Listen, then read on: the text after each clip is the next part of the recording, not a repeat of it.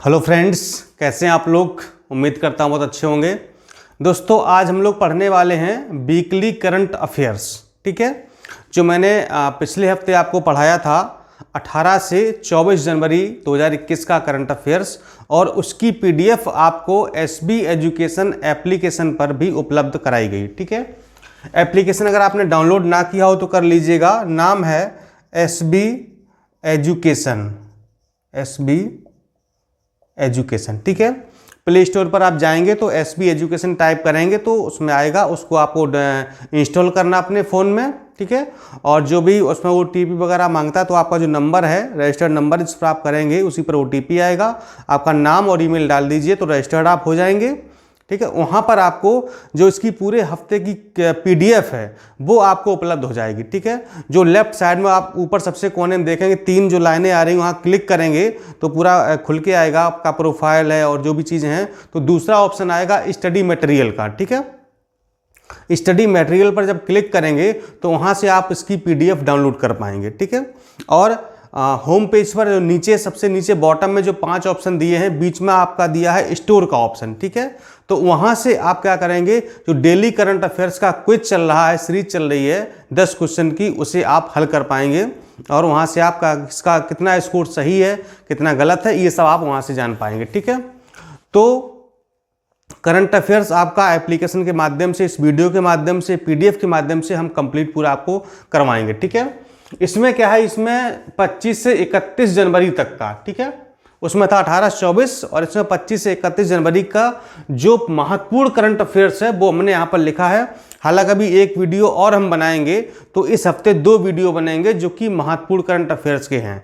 बाकी पूरे भर का जो मिसलेनियस करंट अफेयर्स है उसकी पीडीएफ आपको एप्लीकेशन पर मिल जाएगी। ठीक है, और नोट्स जीएस के बन करके तैयार हैं, कुछ विषयों के बन गए हैं, कुछ के बन रहे हैं, हिंदी का बन गया है। तो जिन विषयों के नोट्स बन गए हैं, हम चाहते हैं कि आपको वो नोट्स दे दिए जाए। ठीक है, ताकि आप अपना जो है तब तक उसको प्रिंट आउट निकाल करके या पीडीएफ के रूप में पढ़ना प्रारंभ कर दें। ठीक है, तो बस आपकी बहुत जल्दी इसकी सूचना मिलेगी आपको कि आप नोट्स कैसे एप्लीकेशन से या यूट्यूब से या व्हाट्सएप ग्रुप से कैसे आपको मिलेंगे, ये सूचना आपको जल्दी उपलब्ध कराई जाएगी। ठीक है, जिस तरह से आपको सीरीज की सूचना दी गई थी उसी तरीके से इसकी सूचना भी आपको दी जाएगी। ठीक है, चलिए आज हम लोग पढ़ लेते हैं करंट अफेयर्स वीकली। तो पहला है केंद्रीय बजट मोबाइल ऐप। तो आपको जैसा कि पता है कि जो इस बार का जो 1 फरवरी को केंद्रीय बजट जारी किया गया है वो पूरी तरह से पेपरलेस था, प्रिंट नहीं कराया गया था। ठीक है, पेपरलेस बजट था और ये पूरी तरह से डिजिटल बजट था। ठीक है, तो इसके लिए एक मोबाइल ऐप केंद्रीय बजट या union budget mobile app launch किया गया है। तो इस ऐप को आप लॉन्च करके, चाहे कोई आम आदमी हो, कोई भी व्यक्ति हो, पूरे बजट को पढ़ सकता है, डाउनलोड कर सकता है, एक्सेस कर सकता है। ठीक है, और बजट की सारी चीज़ों को समझ सकता है, मतलब पूरा बजट आप यहाँ से समझ सकते हैं, पढ़ सकते हैं। ठीक है, तो वित्त मंत्री निर्मला सीतारमण जी ने यूनियन बजट मोबाइल ऐप को लॉन्च किया है, और इस ऐप के लॉन्च होने से भारत पेपरलेस बजट की ओर बढ़ा है। ठीक है, और आज़ादी के बाद ऐसा पहली बार हुआ है कि बजट की प्रिंटिंग नहीं की गई है। क्यों? क्योंकि पूरा डिजिटल था, पेपरलेस था, इसलिए बजट पूरा प्रिंट नहीं कराया गया है। और वैसे प्रिंटिंग होती थी तो बहुत ज़्यादा कागज़ की खर्च होता था, बहुत ज़्यादा जो है, तो आप समझ सकते हैं कि बहुत सारे खर्चे आते थे। ठीक है, तो ये जो है इस तरह से बजट इस बार पेश किया गया है 1 फरवरी को। नेक्स्ट है वासुकी। क्या है ये वासुकी? तो भारतीय रेलवे द्वारा देश की सबसे लंबी ट्रेन चलाई गई है। ये वासुकी हमारे भारत की सबसे लंबी ट्रेन है और इसकी लंबाई है 3.5 किलोमीटर, यानी कि 3.5 किलोमीटर।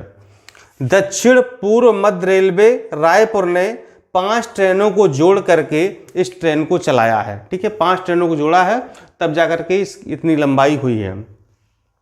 इससे पहले भी 4 ट्रेनों को जोड़ करके शेषनाग ट्रेन बनाई गई थी। ठीक है, लेकिन उसकी इससे लंबाई कम थी, वो 4 ट्रेनों को जोड़ करके बनाई गई थी। नेक्स्ट है सृष्टि गोस्वामी। तो ये जो सृष्टि गोस्वामी है, ये 21 वर्षीय वहाँ की गर्ल्स हैं, बालिका हैं, 21 साल की, उत्तराखंड की। तो इनको 1 दिन का मुख्यमंत्री बनाया गया है। ठीक है, काफ़ी इंपॉर्टेंट प्रश्न है, चर्चा में है, तो फिर ये आ सकता है। 24 जनवरी राष्ट्रीय बालिका दिवस के अवसर पर सृष्टि गोस्वामी को उत्तराखंड की एक दिन की मुख्यमंत्री बनाया गया है और इनकी उम्र है 21 साल मात्र। इस दौरान इन्होंने यानी कि एक दिन के अपने मुख्यमंत्रित्व के काल में कई विभागों के प्रेजेंटेशन देखे और कई कार्यों की समीक्षा भी इन्होंने की है। नेक्स्ट है सफ़ेद मगरमच्छ पार्क।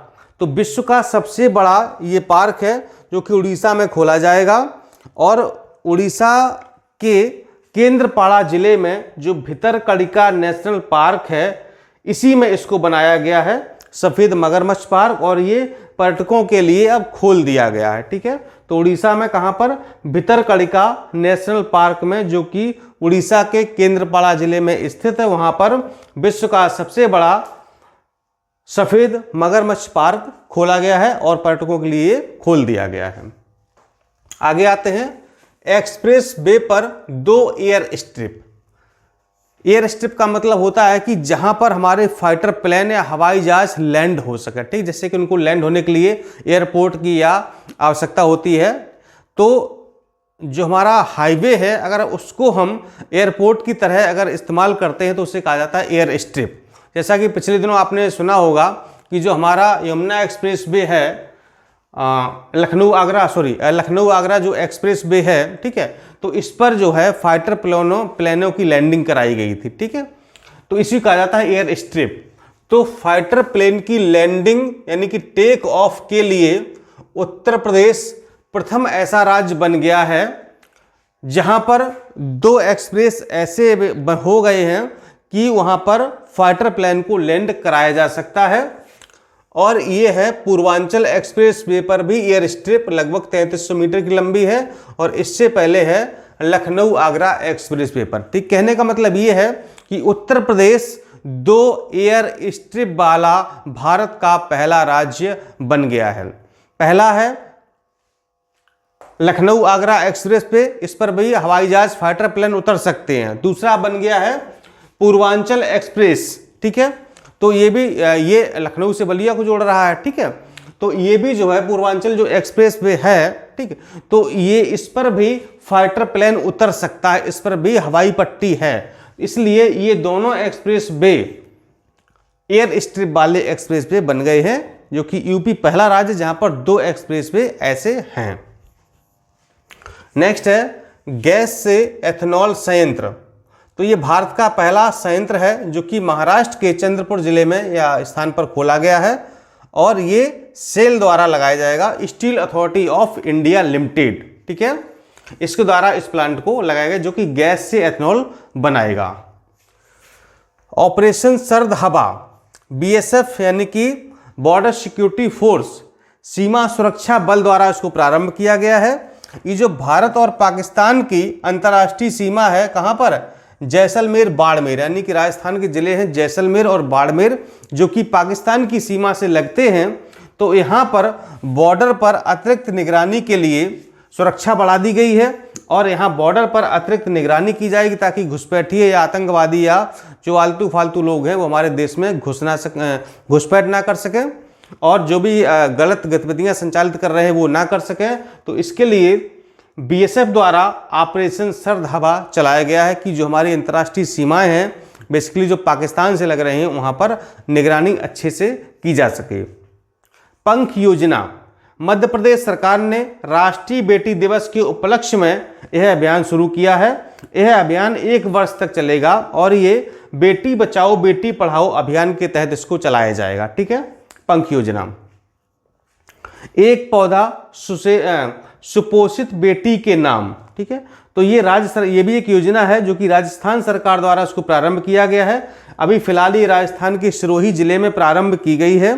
तो बेटियों के जन्म को उत्सव के रूप में मनाने, गर्भवती महिलाओं व बच्चों को पोषण के बारे में जागरूक करने के लिए ये योजना चलाई गई है कि जो बच्चे बेटियों का, क्योंकि राजस्थान हो गया, हरियाणा हो गया, आप देखते हैं कि यहाँ पर लिंगानुपात बहुत ज़्यादा है, जन्म के दौरान या कोख में ही बेटियों को मार दिया जाता है। तो बेटी के जन्म को हम उत्सव के रूप में मनाएं।